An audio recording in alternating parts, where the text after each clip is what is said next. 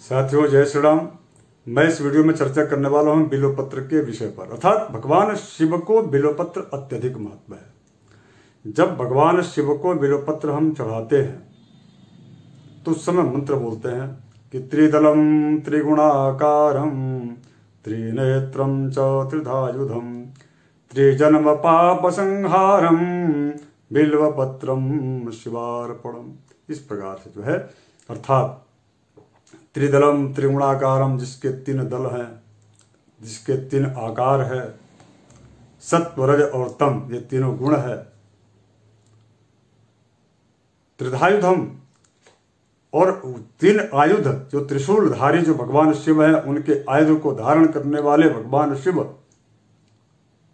त्रिधायुधम त्रिजन्म पाप संहारम, तीन जन्मों के पाप को का संहार करने वाले जो भगवान शिव हैं, वह प्रसन्न होकर के उस व्यक्ति के इन समस्त मनोकामनाओं को पूर्ण करते हैं, केवल मात्र बिल्वपत्र भगवान शिव को अर्पित करने मात्र से। इसलिए बिल्वपत्र की अत्यधिक महत्ता है। बिल्वपत्र केवल मात्र जो है सूर्य को नहीं चढ़ता है। सूर्य को बिल्वपत्र चढ़ाने से उस व्यक्ति के तेजस्विता में कमी आती है, उस व्यक्ति को दरिद्रता की प्राप्ति होती है, उस व्यक्ति के समस्त जितने भी उसके यहाँ तक की संतति हानि की भी स्थिति, ऐसा बताया गया है। किंतु सूर्य के अलावा जितने भी देवता हैं या देवी हैं, उनको बिल्वपत्र चढ़ाया जाता है। उनमें से भी सर्वोत्कृष्ट जो है या सर्वाधिक यदि प्रिय है भगवान बिल्वपत्र, तो भगवान शिव को प्रिय है। इसलिए भगवान शिव को बिल्वपत्र तो अत्यावश्यक रूप से चढ़ाना ही चाहिए। अब विषय ये आता है कि बिल्वपत्र चढ़ाना कैसे चाहिए, क्योंकि मैं इस वीडियो में यही चर्चा करने वाला हूं।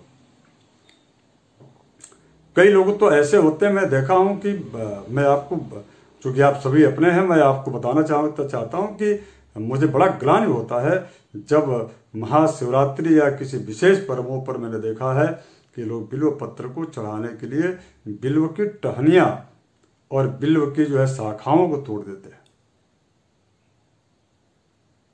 कई लोग तो बिल्व फल है, अर्थात बेल का जो फल है उसमें लगा रहता है, और टहनी सहित उसको ले आते, कच्चा फल ले आते हैं, काट करके भगवान शिव पर, शिवलिंग पर जो है उसको रख देते हैं।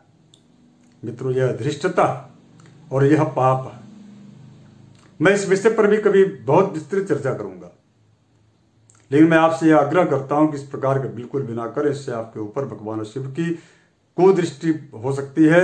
हो सकता है कि आप जो है, जो आप ये कर रहे हैं कि हमारी शुभता हो, उसमें किसी प्रकार की कोई ऐसी अशुभता हो जाए जिसकी वजह से आपका जीवन, आपका परिवार, आपका जो है इस प्रकार की, चूंकि देव वृक्ष है, बिल्व वृक्ष को देव वृक्ष कहा गया है,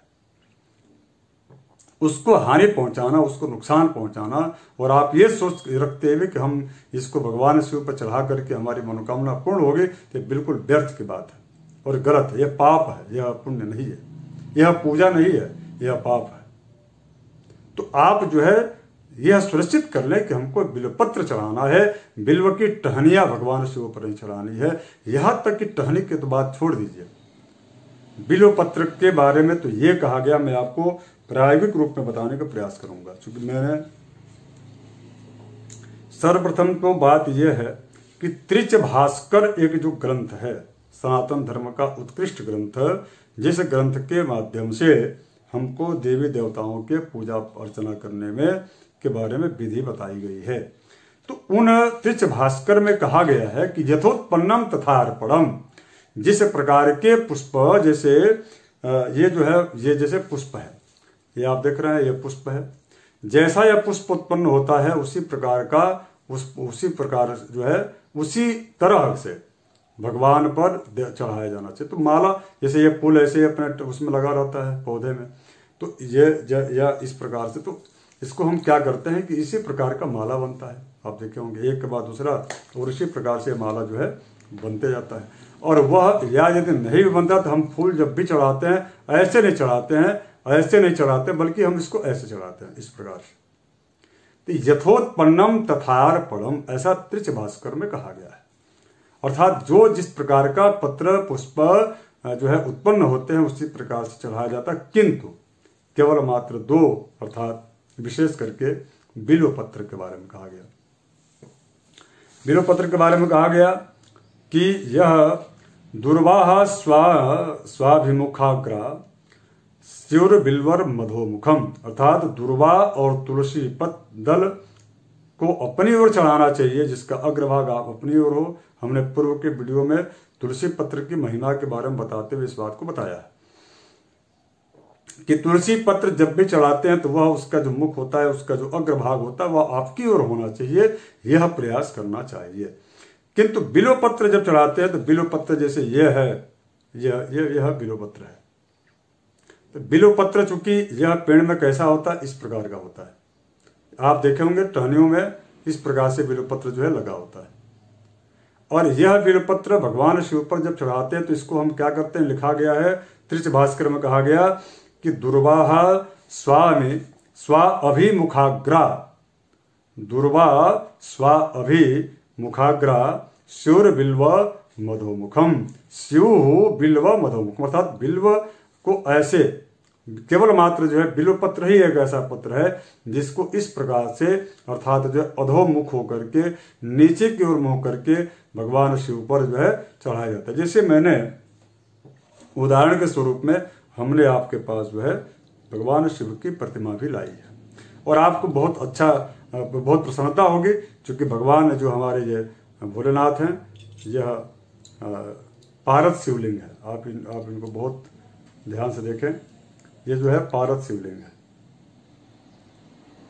पारा जो रहता है उनके जो है 16 संस्कार के बाद इनको जो है निर्माण किया जाता है। और ये भगवान शिव के ये जो है यह अर्घा है। इसके बारे में हमने त्रिपुर सुंदरी का जो वीडियो है उसमें आपने देखा होगा, काफ़ी अच्छा उसमें हमने इस पर विस्तार से चर्चा किया है कि पूरे इसमें कहाँ पर कौन से देवता विराजित रहते हैं। और ये तो नाग देवता हैं, आप देख ही रहे हैं, वासुकी हैं। और ये जो है इस प्रकार से भगवान शिव को यहाँ पर रखा जाता है। और हमेशा भगवान शिव का ये जो सामने का जो आकार होता है अर्घे का, यह जो है उत्तर दिशा में होना चाहिए।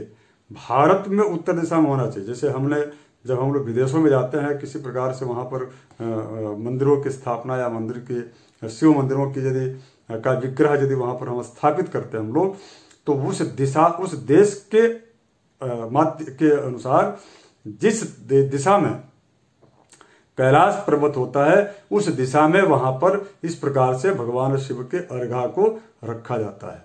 अर्थात उत्तर तरफ भगवान शिव के अर्घा को रखने का एकमात्र यही रहस्य है कि कैलाश पर्वत जो भगवान शिव का जो स्थान है, अलकनंदा नामक नदी के तट पर जो उनका आश्रम है, जो उनका है, वह जो है उसकी दिशा वो जिधर हो उधर ही यह अर्घे का मुंह होना चाहिए।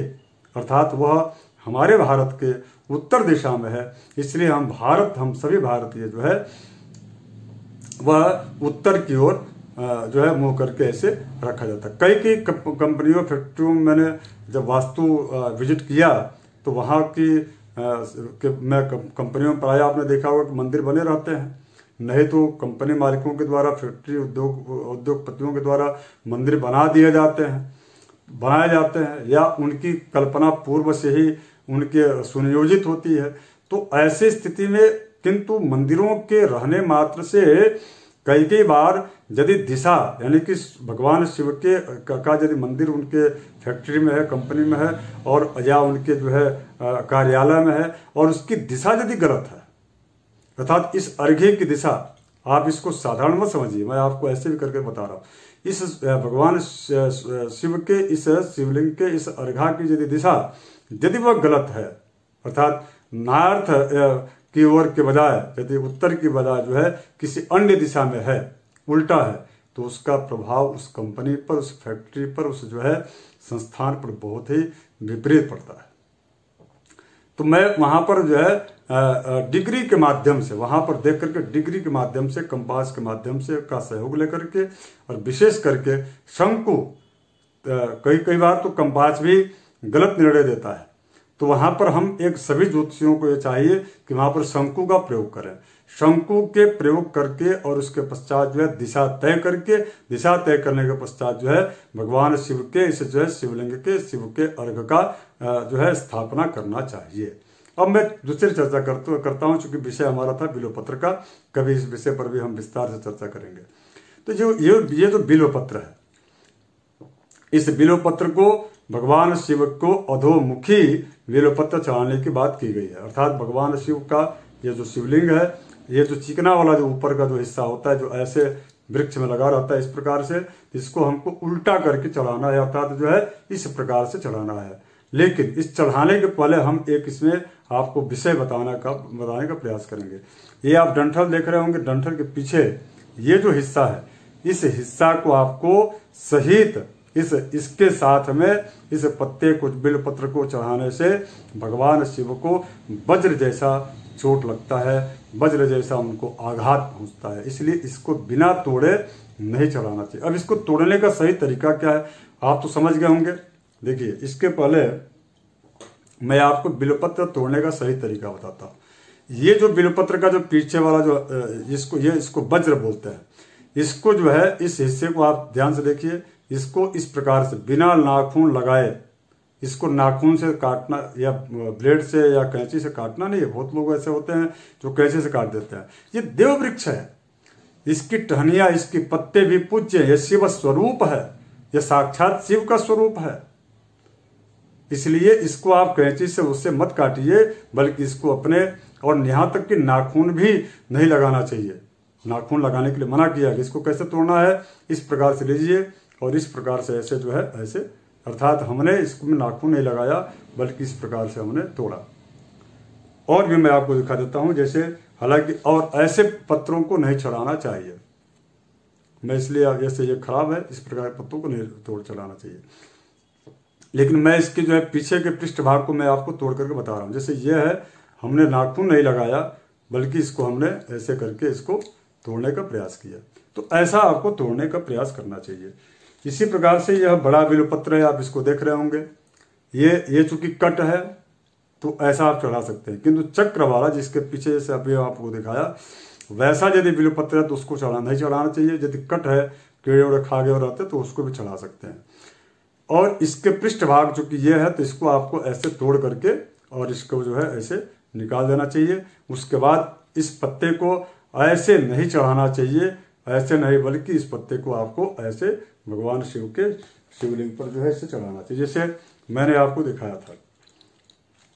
और चढ़ाते समय बोलना चाहिए, जो वैदिक मंत्र है वह वैदिक मंत्र है, इस प्रकार से चढ़ाना चाहिए। वैदिक मंत्र, नमो बिल्मिने च कवचिने च नमो वरमिणे च बरोतिने च नमः श्रुताय च श्रुतसेनाय च नमो दुंदुभ्याय च हनन्याय च, इस प्रकार के वैदिक मंत्र। और इसका एक और मंत्र है जो आप, ये बिल्वाष्टक भी है, उसी बिल्वाष्टक का एक मंत्र है, त्रिदलम त्रिगुणाकारम त्रिनेत्रम च त्रिधायुधम त्रिजन्म पाप संहारम बिल्वपत्रम शिवार्पणम। इस प्रकार का, चाहे वह शिव की पूजा आप सोमवार को कर रहे हो, प्रदोष में कर रहे हो, महाशिवरात्रि का पर्व हो, श्रावण का मास हो, अधिक मास हो, किसी भी परवादिक जो है उत्सवों में यदि शिव की का अभिषेक कर रहे हैं, उनका पूजन कर रहे हैं, तो आपको बिल्वपत्र अवश्य चढ़ाना चाहिए। उसे भी भगवान शिव को रोज दैनिक पूजा के समय भी बिल्वपत्र चढ़ाना चाहिए, क्योंकि बिल्वपत्र की बहुत महिमा है। तो इस प्रकार से मैंने आपको प्रायोगिक रूप में बताया कि बिल्वपत्र भगवान शिव पर जो है, और मैंने आपको आज भोलेनाथ का जो पारस शिवलिंग है उनका हमने आपको दर्शन भी कराया। तो निश्चित रूप से यह बहुत ही सौभाग्य का विषय है हमारे आपके लिए, क्योंकि हमने प्रयोग करके हमको बताना था, इसलिए हमने आपको जो है इस प्रकार की व्यवस्था उपलब्ध कराई। अब हम इसके पश्चात मैं आपसे चर्चा करूंगा कि इस बिल्वपत्र को चढ़ाने के लिए वर्जित कौन से देवता हैं। तो केवल मात्र भगवान जो सूर्य है, विवस्वान जो सूर्य हैं, उनको बिल्वपत्र नहीं चढ़ाना चाहिए। इसके अलावा जितने भी देवी देवता हैं उनको बिल्वपत्र चढ़ाने में कोई जो है कहीं वर्जना नहीं की गई है। तो मित्रों, मैं पुनः आपको यदि इससे संबंधित कोई प्रश्न करना हो, आप निश्चित रूप से प्रश्न कर सकते हैं। काफी सारे विषय हमने इस वीडियो में रखने का प्रयास मैंने किया है जो शास्त्रीय सम्मत है। तो मैं आपसे आग्रह करूंगा कि आप यदि इस विषय को अधिक से अधिक शिव भक्तों के पास पहुंचाने का प्रयास करें, अर्थात लाइक भी करें और शेयर भी करें। एक मैं आपको पुनः विषय बता दूं कि अगले इस वीडियो में, इसी क्रम में अगली वीडियो में हम बताने वाले हैं कि दुर्वांकुर हम कैसे चढ़ाएं और दुर्वांकुर किसको नहीं चढ़ाना चाहिए, इस विषय पर हम चर्चा करेंगे।